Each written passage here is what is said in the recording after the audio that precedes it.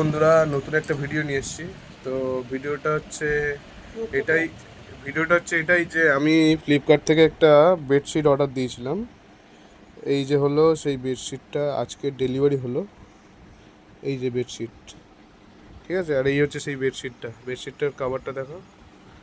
এই যে এই সবে ডেলিভারি করে গেল আমাকে। আর বেডশিটটা ওপেন করে দেখি যে পুরো একদম ছেঁড়া আর পুরনো বেডশিট, ঠিক আছে। ফ্লিপকার্টের সার্ভিস এই হচ্ছে এখন। এই যে দেখো, ফ্লিপকার্টের সার্ভিস এখন এই হচ্ছে। পুরাতন মাল এটা, ঠিক আছে, রং চটা মাল।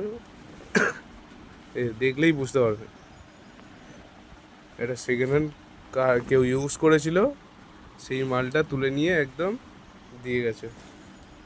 দেখলেই বুঝতে পারবে।